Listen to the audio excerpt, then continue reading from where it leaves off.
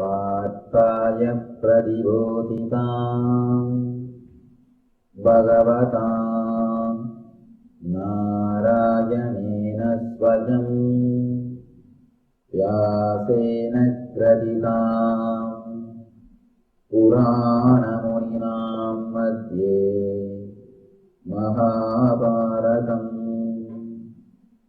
अद्वैतामृतवर्षिणीं भगवतीम् अष्टादशाध्यायिनीम् Amb त्वामनुसन्दधामि भगवद्गीते भवद्वेषिणी।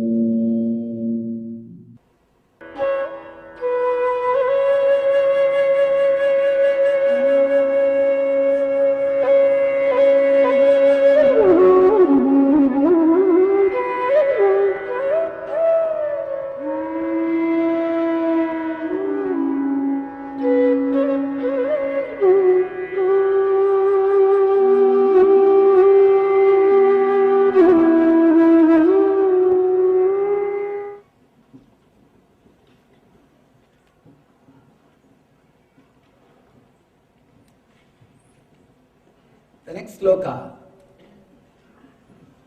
Krishna says, a person whose mind is contented because of the spiritual knowledge, who has subdued his senses, and to whom stone and gold are same, and who is satisfied with what he is having, is said to be established in self-realization and is called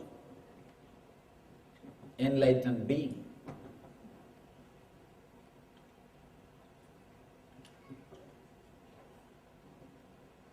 First we should understand why Krishna is speaking all these qualities of the Master.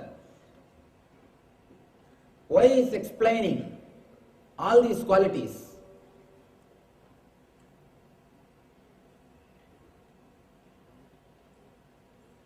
These qualities are techniques. If you practice them, you will reach the same state. The other day I was telling, enlightened man's words are mantras, and his life is tantra, technique, and his form is yantra, to be meditated upon. His actions, if it is replicated in your life, it will create the same quality of consciousness in your being.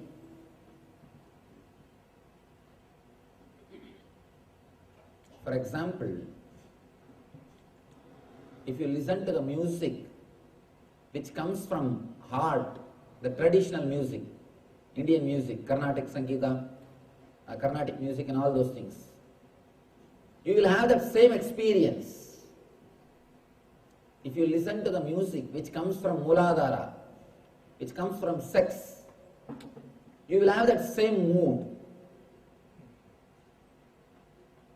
If you meditate on some expression, you will have that same experience. Experience leads to expression. Expression leads to experience. That's a beautiful story. This again a research report.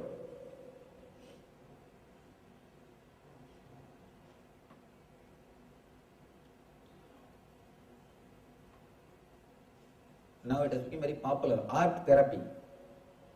If you have heard about it, I don't know whether you have heard about it or not. Art therapy. All these mad people are asked to paint. They are given canvas cloth and the paint. And you know how they will paint. Because there are a lot of mad people who are painting.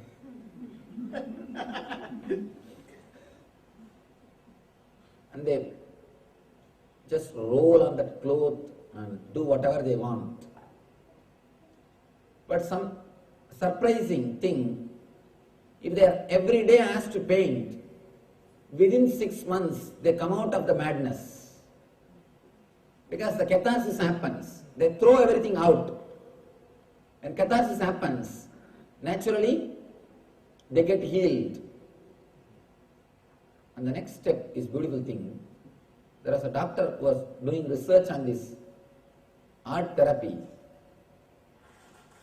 He says people who became mad because of money, they all paint and draw in the same way.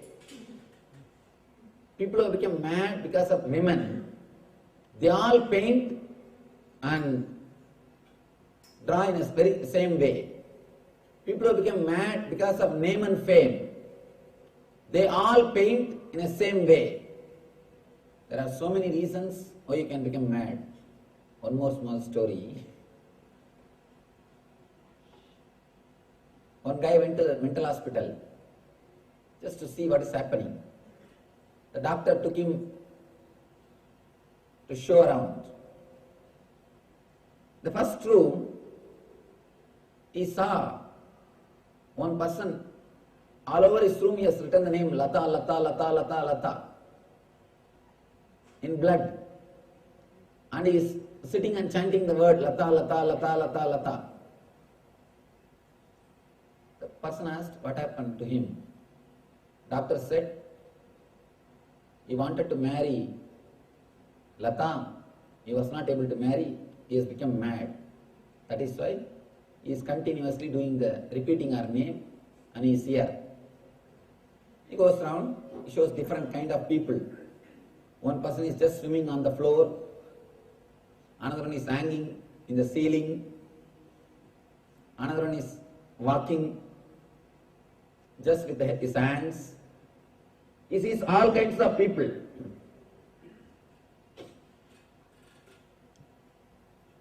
In the end, he comes back in another one room. Again, one more person is sitting and chanting Lata, Lata, Lata, Lata, Lata. In his room, all over the word Lata, Lata, Lata is written. This guy asks, what happened to him? He also wants to marry the same Lata. Doctor says, no, he married. He married the same Lata. There are so many reasons why you can become mad. People who become mad because of money, they all paint in the same way. People who become mad because of women, they all paint in the same way. Because what is there, that comes out. They catharsis, they throw away things, what is there inside their unconsciousness. Third thing, which you should understand, important thing, the doctor who was doing research on all these things, he became mad. Three things we need to understand. First, experience only comes out as expression. Second thing, the quality of experience and the quality of expression, both are very closely related, associated. Third thing, very important thing, if you concentrate on the expression, you will reach experience. Here, again and again, Krishna is speaking how an enlightened man lives, the quality of an enlightened person, so that you will meditate on these ideas, so that you will start imbibing these ideas in your life, so that you will reach the consciousness of an enlightenment, so that you will reach the consciousness of an enlightened man. When you contemplate on these ideas, naturally you will start expressing it.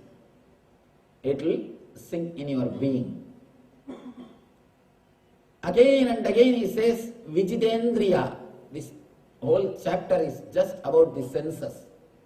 If you can understand this one drawing and understand where the problem is, how to heal the problem, Krishna gives a beautiful technique. He gives a beautiful method how to go beyond and how to solve the problem. Now all we need to know is understand the problem, where you are caught and where our problems are. Our whole trouble is in the mind, buddhi and ego. Let me.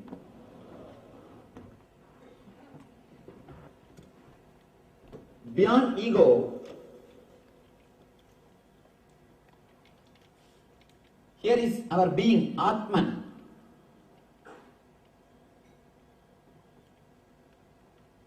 Just the presence of the Atman or the light of the Atman only radiates and makes your ego work.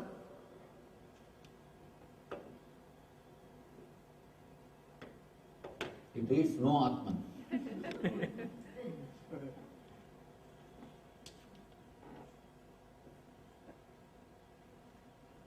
Just by the presence of the Atman, the ego works. The whole trouble is here, where you identify yourself, where you start thinking, what is there for me? How I am related? How I am going to gain from this? Or how I am going to lose? Here is where the whole trouble starts.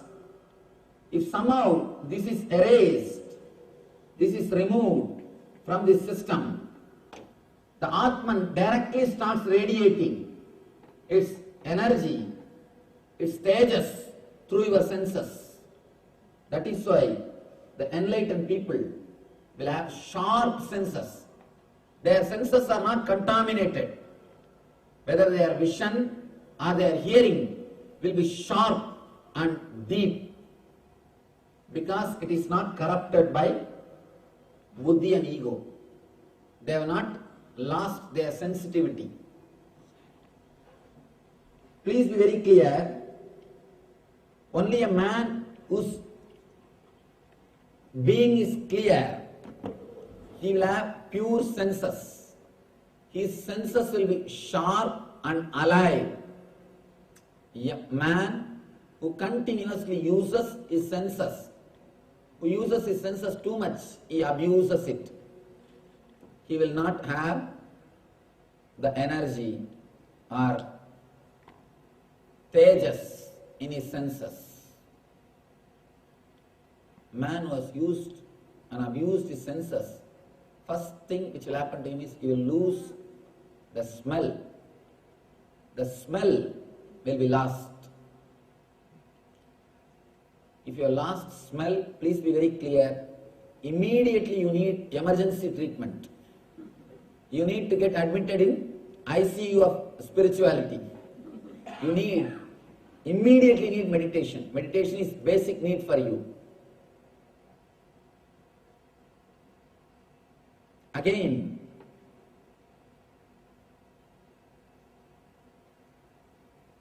Krishna comes out with the next sloka. Suhrun mitra yudasinam adayastat veshtya bandhushu sadhushva vichapaveshu samabuddhir visishyate. Suhrun mitra udasina madhyas tatvesh yubapandhushu sadhushva vichapaveshu samabuddhir visishyate.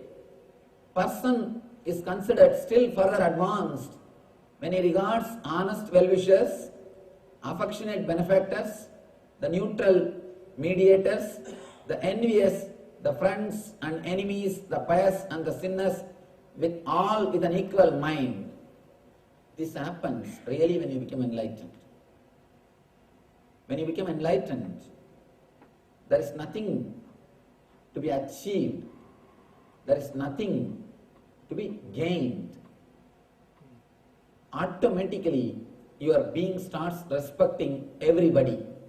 Please be very clear. Here they use the word equal, but the exact translation should be unique. You will not treat everybody equal.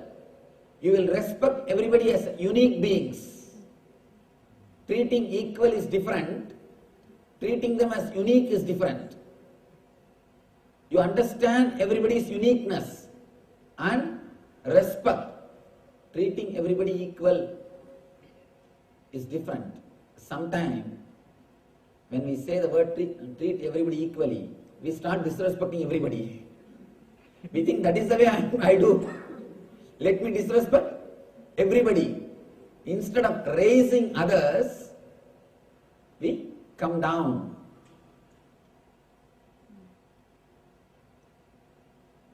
Somebody asked Ramakrishna, Ramakrishna is such a humble soul. Anybody comes to see him, he will first do the namaskar. He will only first do the namaskar. Before they start, he will do the namaskar. They ask, why do you do namaskar? One egoistic guy, one egoistic pandit, this education and ego, and especially spiritual education. Man who has read all the scriptures and not become enlightened, he will be the being, or I can say, he is the person who is already in hell. He is already in hell because he will have so much of ego. He knows the tricks of the trade. He knows the tricks of the trade, but he doesn't have investment or capital to do the business. He knows the tricks of the trade, but he doesn't have capital to do the business or courage to do the business. He will be a difficult person. One pandit came to meet him. Like this one pandit who is well read, but who is not enlightened. He comes to see him. He bows down. Ramakrishna as usual. He pays his respect. The pandit says, after all he is younger than me, he can do namaskar. He can bow down to me. His ego. And Ramakrishna says, by doing namaskar, I try to bring him to my level. But accepting it in an egoistic way, he tries to bring me to his level. The Pandit is trying to bring Ramakrishna to his level. Ramakrishna is trying to bring him to his level. So be very clear. When we treat equally, we may bring people to our level. Let us not do that. Treat everybody uniquely. Understand, every being is unique. There is no equality. Here we need to understand, every being is unique. When you understand every being is unique, you will start respecting every being. You will understand every being has its own unique place. We are all not same. We are all unique. God is an artist. That is why He carved each one of us. He painted each one of us. He is not engineer.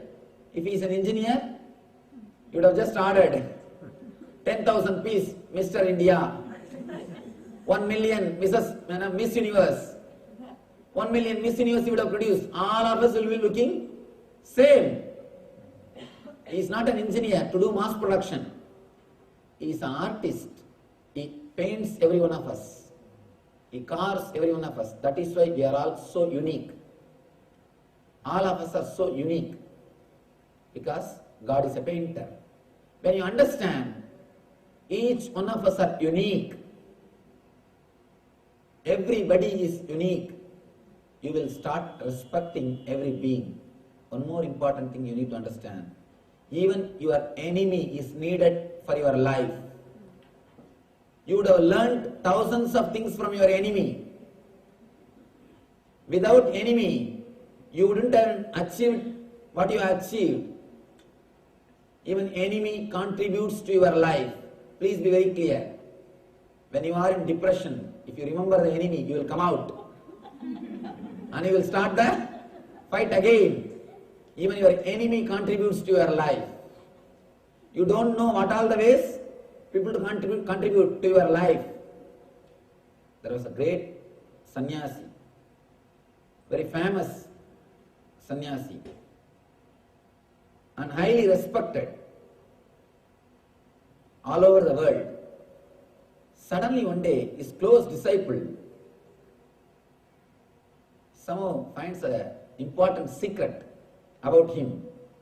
In his room, he has got his ex-wife's photograph. Ex-wife's photograph. This guy somehow sees that and he asks, Master, I thought you were such a great person.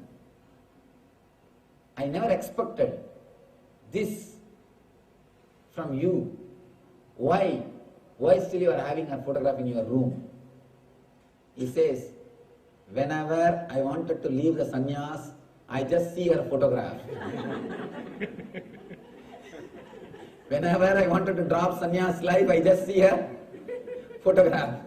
Immediately, I get my vairagya. So you don't know who are all serving, what all purposes. So be very clear, even your enemy may be playing a role in your being, in your personality, in your growth. You can't say somebody is needed in your life and somebody is not necessary. So just like your friends, your enemy also will be maybe playing a role. When you understand each and every being is unique, you will see everybody with the same mind or in the same way. One more word here, Krishna says, the pious and the sinners.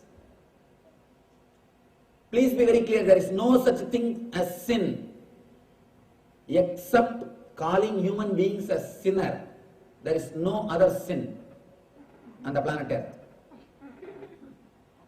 There is no such thing as sin. Let me tell you a small story. One monk, sannyasi, he was sitting in a forest and meditating. He had a small ashram, hut.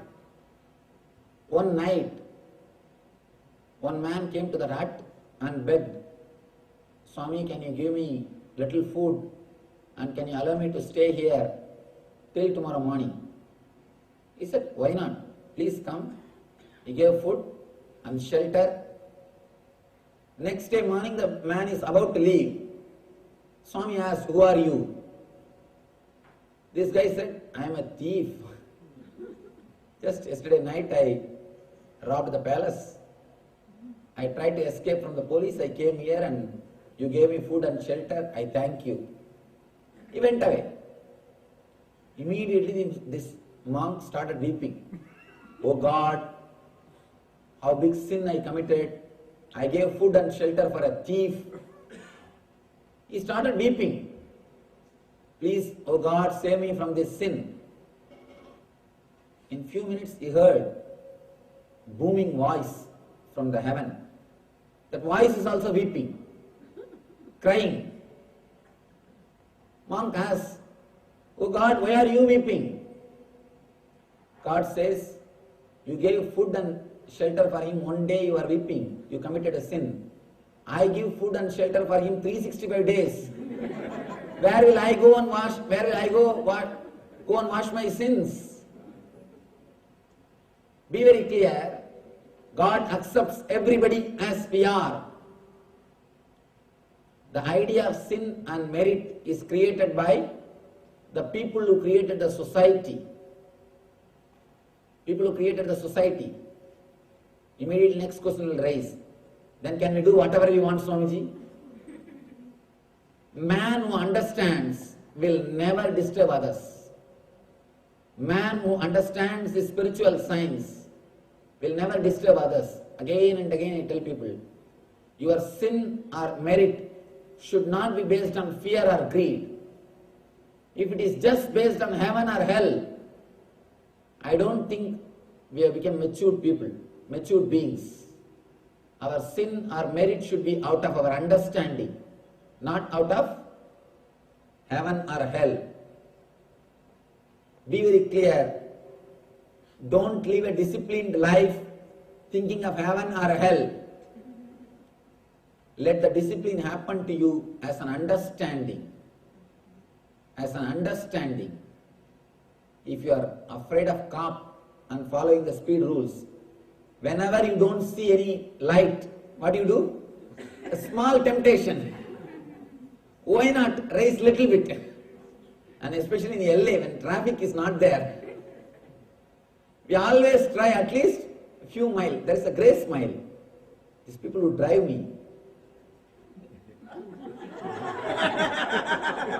these guys, I always shout at them, hey, what is this? The board says 65, you are going in 80. No, there's 10 mile grace miles. The grace mile. Always you try, see actually, putting 1 foot away, that has got a taste. Trying to escape from the rule has got its own taste. Especially when something is forbidden, it becomes really tasty. The forbidden fruit is always tasty. I don't think Adam would have eaten that fruit unless the God is forbidden that fruit. He ate just because God has said don't eat. He was living in that garden for how many years we don't know. He has not taken a single fruit. He has not tasted a single fruit. He was living happily. It is actually God who tempted, not the snake. The story is wrong. The story says God said don't eat and snake tempted. But God tempted by making the rule don't eat. Whenever you listen a rule, automatically you try to go beyond, you try to escape. Let your morality be not based on fear and greed. That is why in Patanjali there is a beautiful word, yama. Yama means discipline. If you understand your life is going to end in death, if you understand that death is the result of your life, if your consciousness imbibes, starts thinking, meditating about death, automatically you will be disciplined. If you start meditating on death, you will completely restructure your whole thinking system on life. Your whole life will be restructured. If you start thinking about yama will happen in your life. For both discipline and death, for both we use the same word in Sanskrit. Yama and yama. Both same spelling, same word. If you imbibe, if you understand the death is going to happen to you, automatically you will imbibe discipline in your life. Discipline happens to you when you realize the death, when you realize the life is going to end. Let your discipline happen, let your morality happen only out of understanding of death, not out of fear or greed. Now given by our devotees, last few days I have not answered. After seeing these few questions, we will enter into a technique given by Sri Krishna to go beyond the mind, to awaken our senses, to look in. Dear Swamiji, how can one go about getting closer to the present moment? How can we reduce the number of thoughts per second? This is from the second day. Second day I was explaining about the TPS, thoughts per second. Who put this question? Is the person is here? Here it says, day 2 you are God.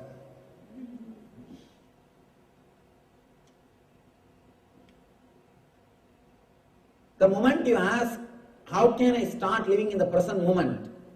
You already started living in the future. The very question you have escaped, you have missed the present moment. You see, when you ask, how can I start living in the present moment? You wanted a technique, you wanted assurance that you must be able to live in the present moment throughout your life. You don't need anything to live in the present moment. Just live in this moment, that's all.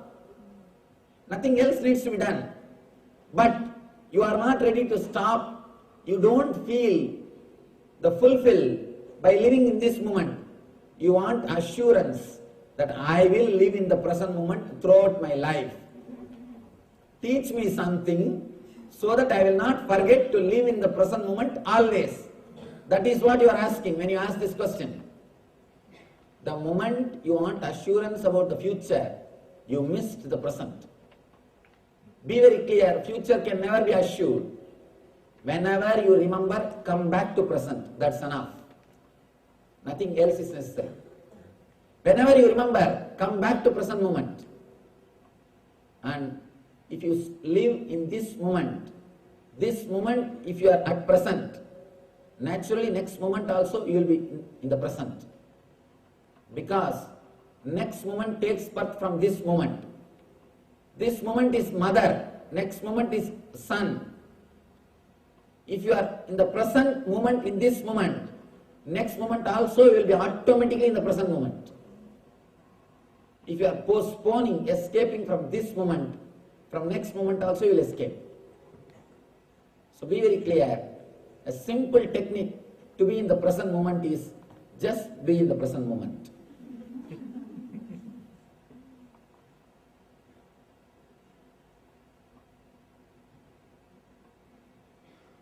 At 0 TPS, at 0 thoughts per second, does the past, present and future all exist within that moment? Nitya Kripanidhi. Yes, Person Nitya Kripanidhi has put this question. When your thoughts per second is 0, when you don't have thoughts, past and the future both disappears. When the past and future has disappeared, what is, you can't even call that as a present. Present is present as long as you have past and future. When that too has disappeared, what is. Tathata. Buddha says, Tathata. What is. You can't even call that as a present. Nitya. And Shankara says as Brahman.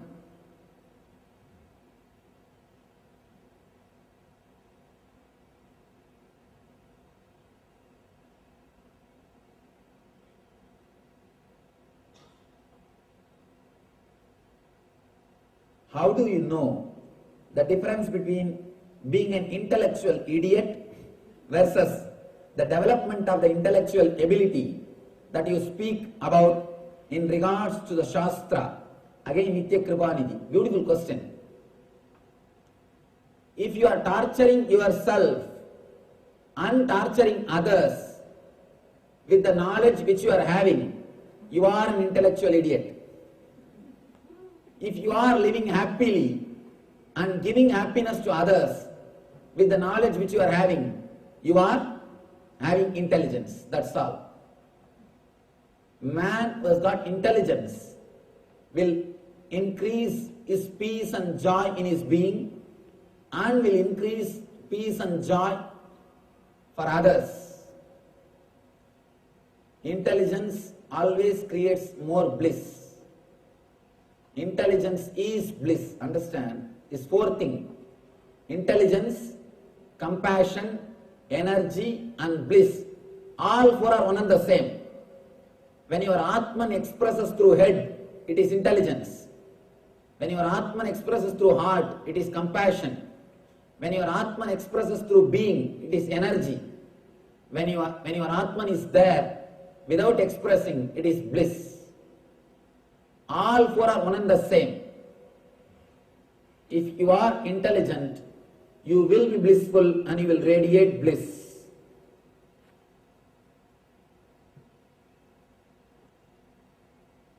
There is one more question. It is written, but I am not able to read. If you heard that joke, who knows how to write French, not read? Remember that joke and laugh by yourself.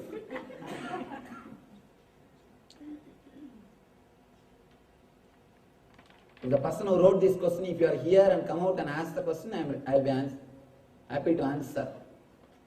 It's written in black pen.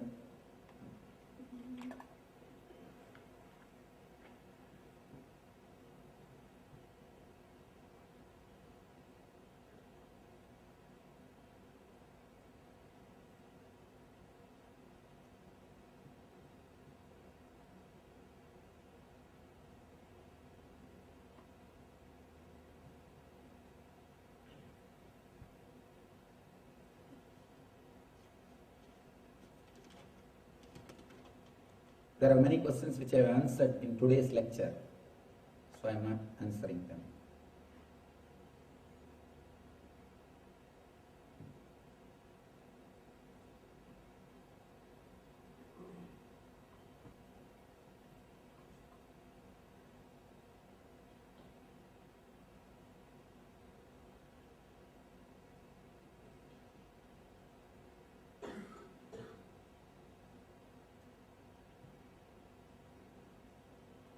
Respected Swamiji, committed one asks how or which key is greatest importance to be rid of habit attachment?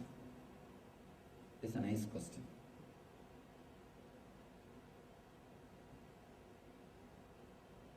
Beautiful question, especially the one word, committed one asks, so that I can give the honest answer. Always questions can be answered in two ways. Socially polite, that's one way. Another one is honest answer. Here I can give an honest answer because the question says committed on us. Means she is going to go and follow. If the person is not ready to follow, I can give just consolation. Don't worry. Just pray to God. Or do something. It is very easy to give a socially polite answer. But here, I would give the real answer. The one and only key to get rid of attachment is meditation. Looking in. All your intellectual analysis, all your intellectual stuff, be very clear. It can give you courage, but it cannot give you solution. It can give you little courage to walk, but it cannot give you solution. The one and only way to get rid of attachment is meditation. Meditation is the one and only key. What is the difference between dharma and purpose? Purpose drives you crazy. With purpose, you stop enjoying the life. You start thinking only about the goal. With dharma, you live the very life. You start enjoying the path. Dharma means enjoying the path. Purpose means enjoying the goal. If you are enjoying the path, you are in dharma. If you are enjoying the goal, you are towards the purpose. Respected Swamiji, of the koshas, Ananda is greatest. How to maintain Ananda in daily life? Beautiful story. One Sufi master, his name is Abdullah, is a great enlightened master.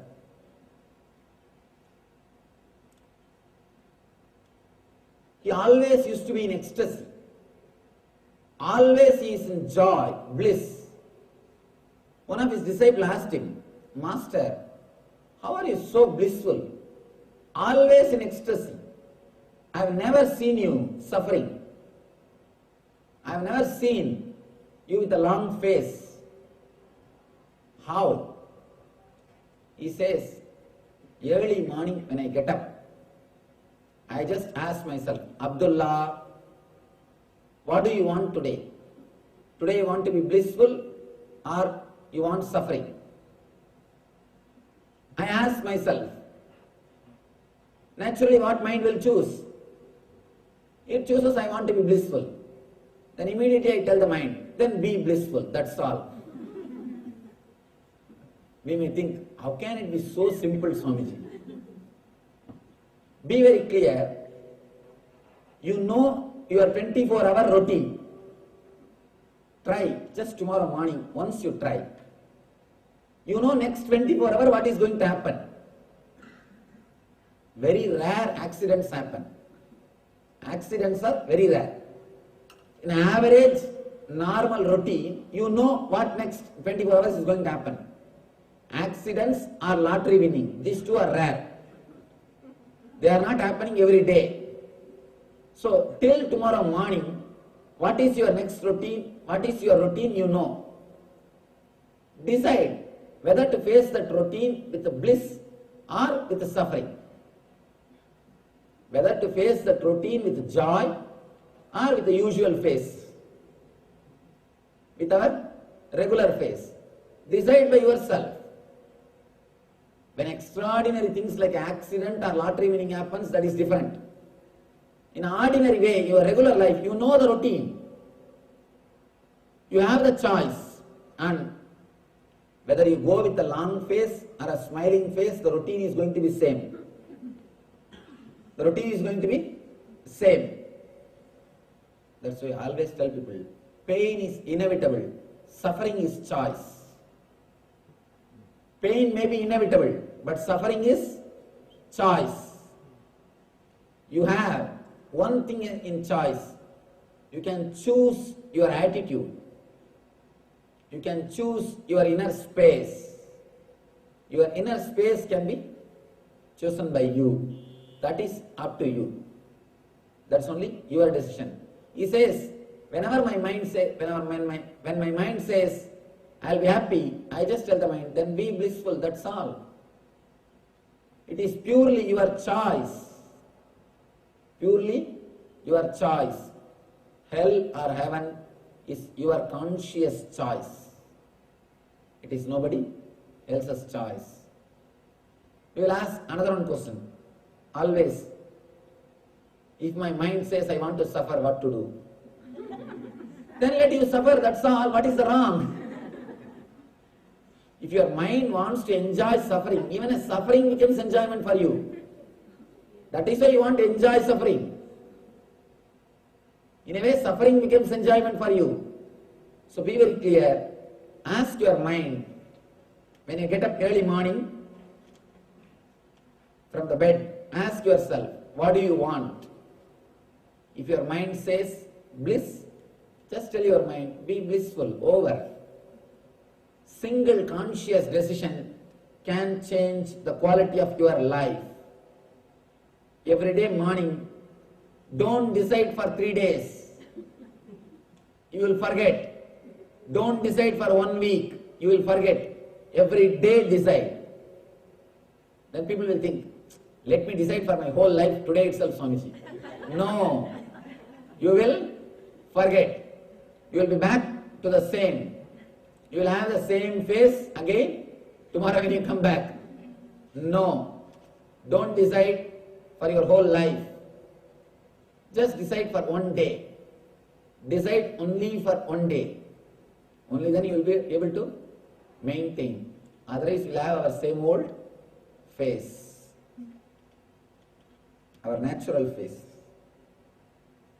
A small story about this natural face. Father, president of a monastery, is teaching the young novices to preach, how to speak in the public. He is taking class, how to preach. He is training them. When you speak, your whole body should express. Your whole face should show, express the idea which you are expressing. When you speak about heaven, your eyes should show that surprise or that amazing mood. Or your whole body should show the bliss. You should express it clearly, the joy of heaven. Your face should shine. When you speak about hell, just be as you are. People will understand.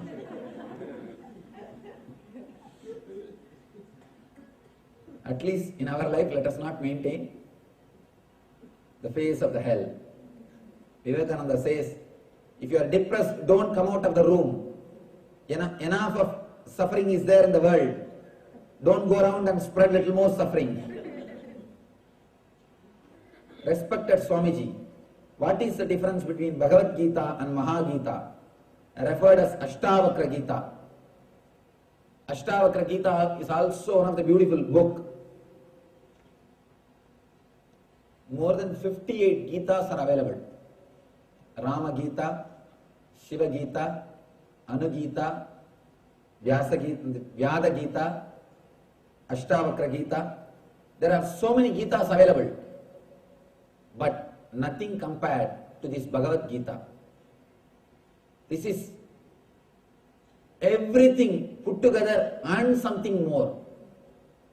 The Ashtavakra Gita is only for the people who want the spiritual experience.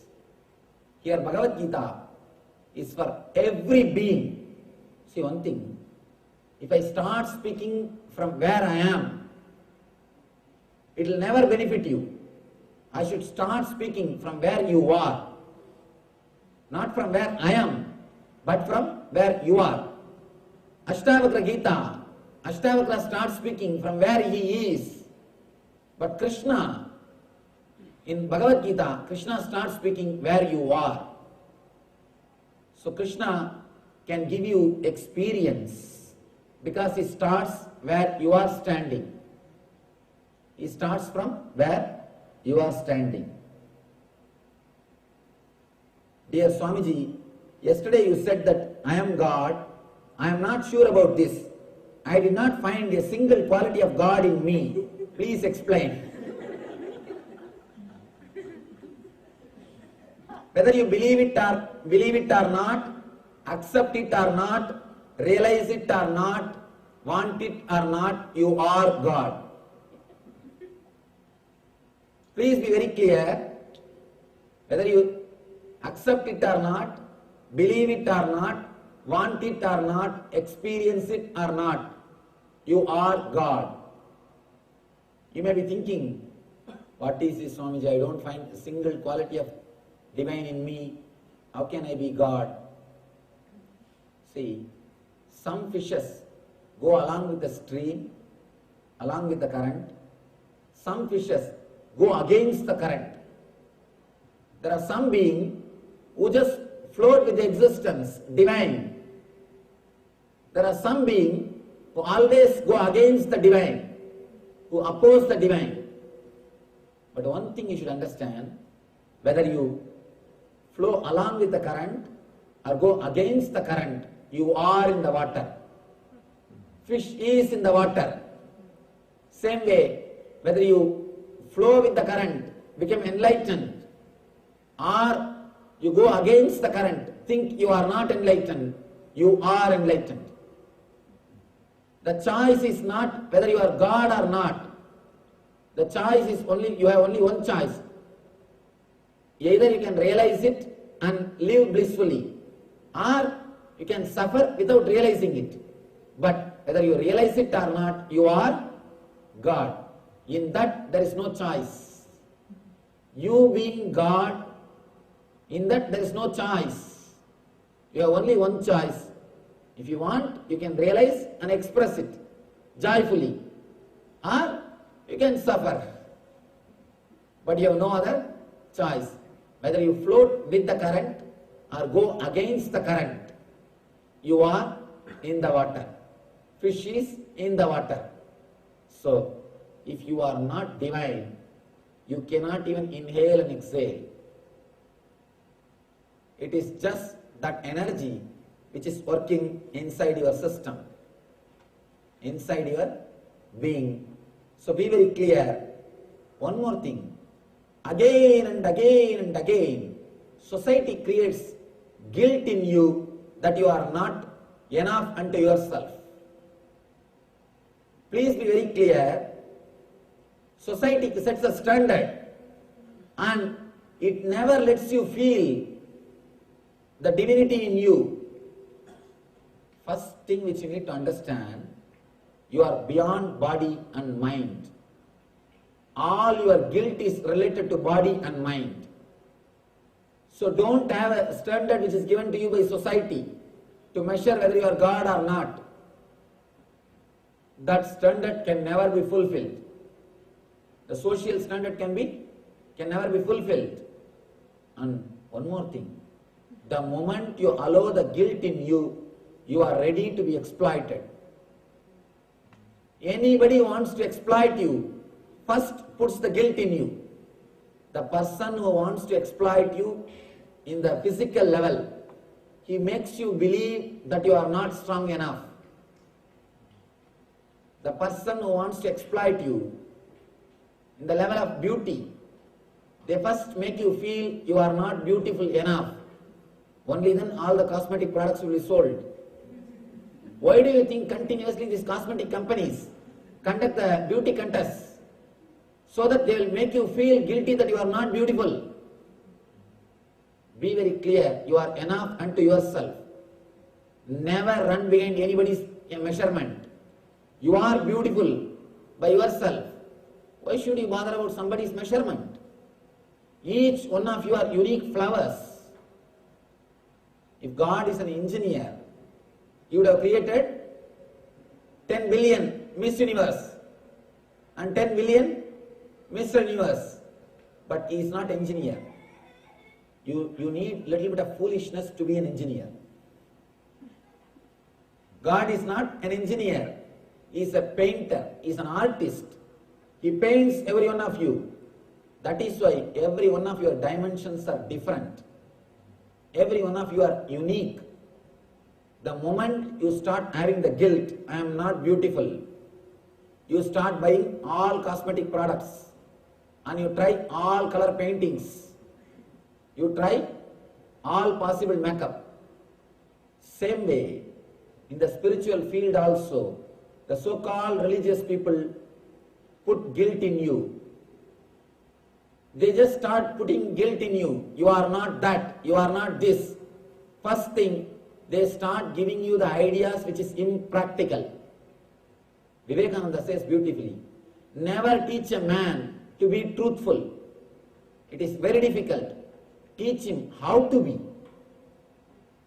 Never give dead moral things. Never give dead teachings. Give them the technology. Give them the science.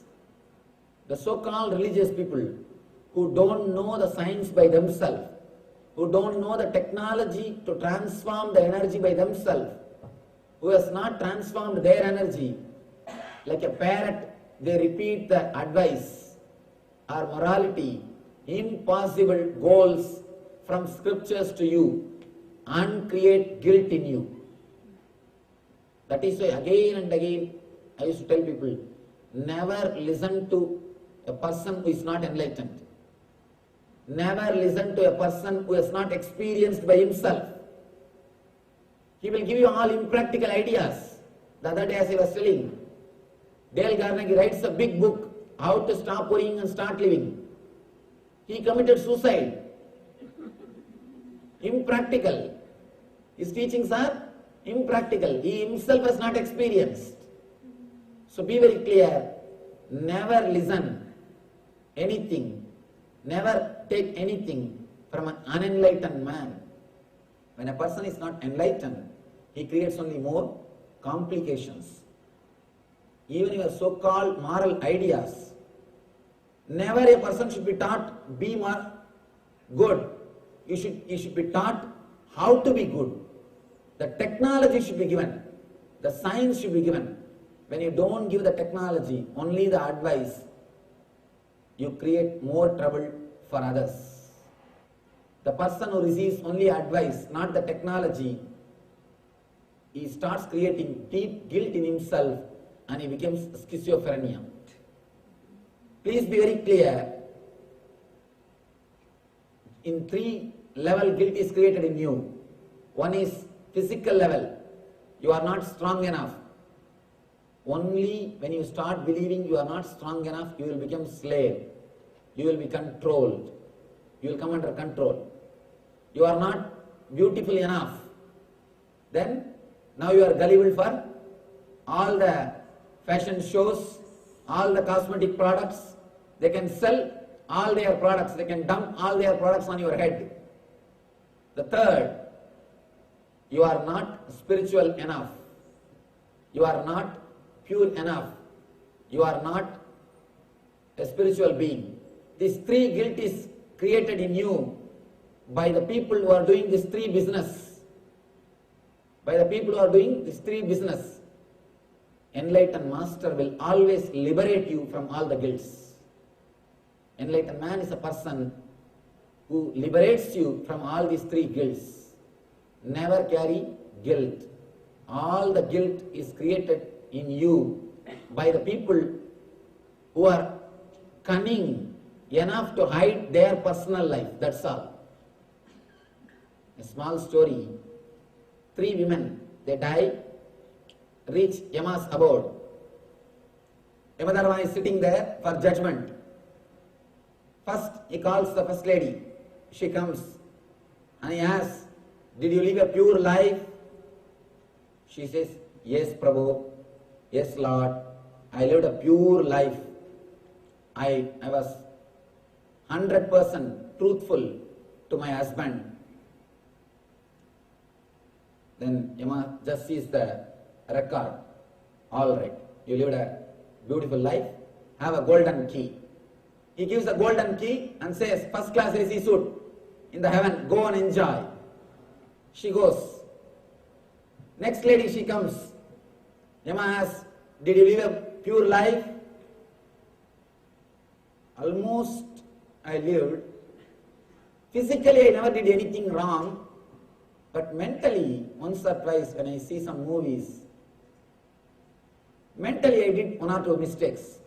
But physically, I lived a pure life.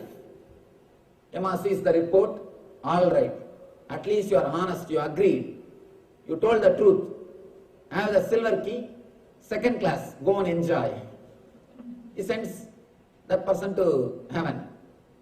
Third lady, she comes. Yes, did you live a pure life? She puts her head down and says, Lord, forgive me. I was an actress and I did everything. Whatever you can imagine and whatever you can't imagine, I have done everything. Then Yamadharma just looks this side and that side. He says, have my room key, I'll be there. Understand all your morality, the guilt created in you by the people who have covered their life, who give their room keys. So look into the life clearly. Don't create guilt in you and suffer. Don't feel you are not God. The guilt created in you by the so-called religious people only makes you feel you are not God. Whether you believe it or not, whether you accept it or not, you are God. You have only one choice. You can realize it and enjoy. Live the life blissfully. Or you can suffer without realizing it. That's all. There is nothing else can be done about it. One thing is sure, you are God. Now it is time to look in.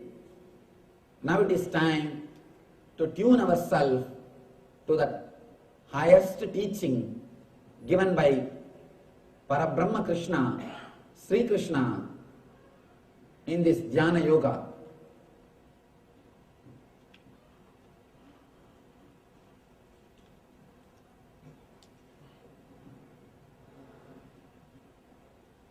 Let me repeat this sloka, let me recite the sloka, then we will enter into the meditation technique given by Sri Krishna to go beyond the mind, to make your senses alive. Suchau dese pratishtabhya stiram asanamatmanaha nadyusritam nadinisam sailajinagusottaram tatraigakram manakritva yada chittendriya kriya upavishyasane yanyat yogamatma visuddaye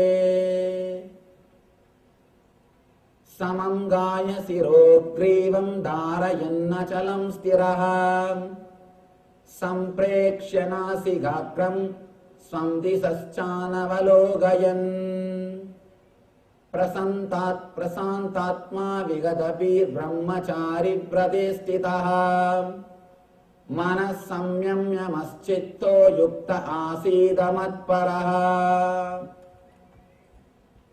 Beautiful 4 slokas which describes the technique. Let me give you the translation. To practice yoga, one should go to a secluded place and should lay the kusa grass on the ground and then cover it with a deer skin and a soft cloth. The seat should be neither too high nor too low and should be situated in a sacred place.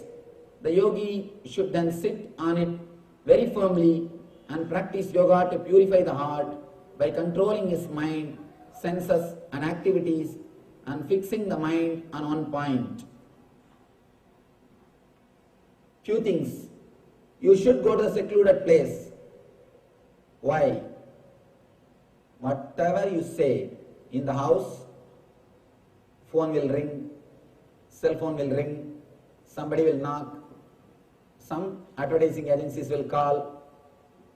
To move away from these disturbances, that is why secluded place. This kusha and deer skin, all those things are like insulation, so that the energy created by you will not be taken away by the earth. But now you don't have to bother about that because you are already sitting in a chair, little above the ground. That is enough.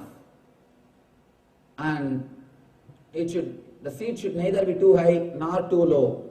It should be comfortable. That's all.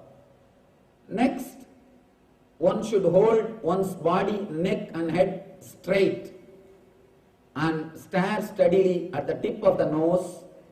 Thus, with an unagitated, subdued mind, devoid of fear, completely free from completely living with existence, one should meditate upon me within the heart and make me the ultimate goal of life.